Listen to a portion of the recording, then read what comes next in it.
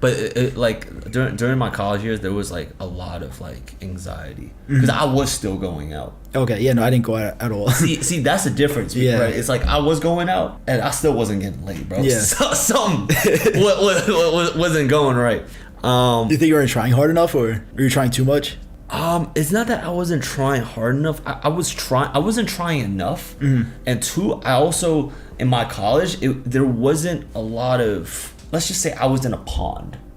Okay. Now, I'm in a fucking ocean. Yeah. In LA, like this is an ocean, bro. Yeah. Like in my state college, like that's still a pond. But also, I wasn't like with, I wasn't hanging around with like frat dudes that was fucking chugging, that was shotgunning beers and chugging tequila. It was just like I was like a community of like people playing Smash Bros all day. No, I was with like a lot of Asian Americans in my school, Okay. and then we had our club, so it was like a small knit community. Everybody kind of knew each other, so it's like I didn't want to just like if you hooked up with anybody, like everybody would have known. Okay. So there was like that kind of weird pressure too. Mm-hmm. Yeah, so I'm glad I didn't like mess around too much in college. Really. What made you want to do YouTube? Like to actually start doing like Jump Cut or? Yeah, so I did do Jump Cut. That like helped me with starting the YouTube channel. Yeah. It Same gave for me. Yeah, it did give me some like initial knowledge about YouTube. I just know that like whatever endeavor I go into, I should at least do a fair amount of research on it. Yeah. I should do my homework. So we started like the same time pretty much then. 2016. Yeah.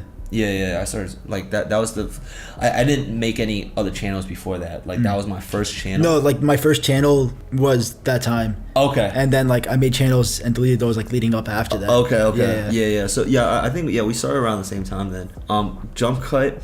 I mean, shit. They put me as a success story now. Yeah, I saw that. So I was in Jump Cut when it was $17 a month. Now it's like $1,000. Yes. Now it's $1,000, bro. Bro, back then $17 a month for a college, I could afford this. Yeah. Right now it's $1,000. Fucking wild. And it's like a 8-figure company now. Yeah.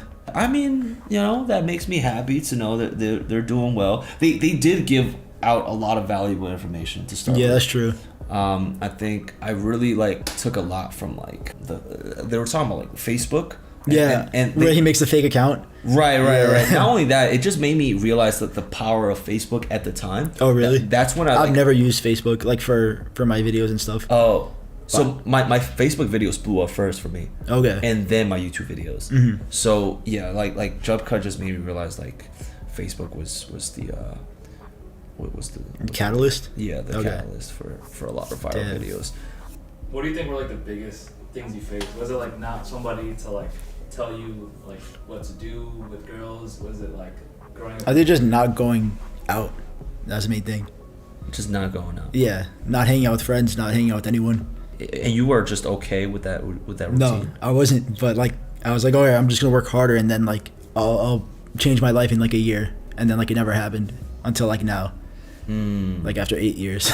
so that's still something that's, I would say, pretty admirable in a sense, right? Whereas like a lot of people probably would have gave up, but you had. I just had like that. I just felt like and resilience. I had that like glimmer of hope, like that light at the end of the tunnel. I was like, right. I gotta keep going. Like I just gotta keep. Fuck yeah. Yeah. No, that's some like Shawshank Redemption type of shit. Oh. Bro. Like, you seen that movie? No, I haven't. Oh man. Oh, this guy was in prison. Yeah. Right, and he just had a spoon, and he just kept digging. Yeah, that's kind of how I feel. 17 years later, he got he escaped prison. Yeah. Because he dig up a hole through the fucking wall. And he had like a Shakira poster over the hole. Oh, really? So the security guards couldn't, like, they can't see the gaping hole behind the poster. Yeah. And every night he just kept digging, bro. Yeah, that's literally how I feel about my channel. Wow. Damn. In a sense, it's like, did you feel like it was kind of like worth it? Or I mean, it has to be worth it, right? Yeah. But I wouldn't want to go through it again. Like if I restart my life, like I wouldn't take that route probably. Right, because that's like. But like I also have more knowledge now. Like I know like what I would do instead. So that's 7-8 years. Oh, so what would you do instead? Well, now I know like what kind of videos to make that would blow up. So like that's the whole thing. And like I have the skills of animating. So like if I had like the same brain I do now, but like 8 years ago, it would be easier. What channels did you start but failed? They were just like basically what I do now, but like the drawings were way shittier. They're already like bad, but like they were way worse. I did like some commentary stuff, like I thought it was Cody Co, shit like that. Oh, okay. Yeah. The animation. Do you think the level of animation matters to like? No, it just like I was doing slideshows. It wasn't even like my animation right now is super simple, but the ones I did before. Oh, you like, was doing PowerPoints? Yeah, I was doing like PowerPoints, bro. It was like shit. It was like no movement, and also my like stories weren't that good. Like I was still trying to learn like my voice, I guess. Storytelling skills. Yeah. I was still trying to learn like how to deliver a joke and shit like that. Right. So like that was the other thing. Just but you know what I also think helps out a lot? Having a community of people around you that helps you.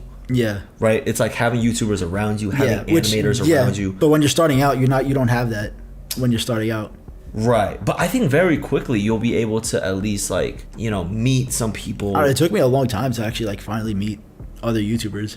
And there's not like any, I mean there are YouTubers in New York, but like they're really not that many. Yeah, in New York there's not a lot of YouTubers. Small, yeah. And like even the ones that like I would talk to sometimes, like Joe Santagato, like he doesn't really hang out with YouTubers anyway. He doesn't. Yeah. Oh, so you talked to Joe Santagato? Yeah. At one point? Yeah, like through DMs. Oh, because I used to make like a bunch of animated versions of his podcast.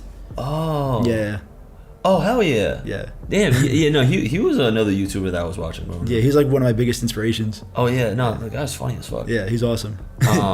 But damn, you never met up with him? No. Damn. How much sometimes like your environment can like can just stuff you. Yeah. In like social mobility is really hard sometimes for a lot of people. It's like, oh, if you're around a certain environment, it's kind of really like, as you said, it took you 7-8 years to like climb out of that. Yeah. And now you have like I would say some successful people around you that you could learn from, elevate with. But yeah, that initial like climb out of that environment is tough. It's gruesome. It's almost like fucking prison. Yeah. In a sense. I think so. Yeah. Damn.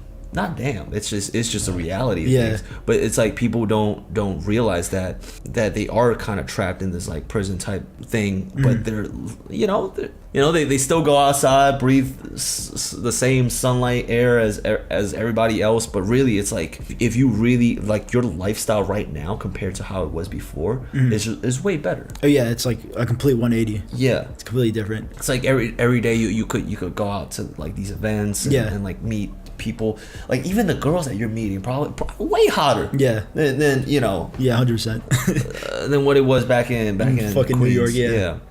And no shade to New York girls, nah, but definitely not. but I would say LA girls are more attractive. I think so. Yeah.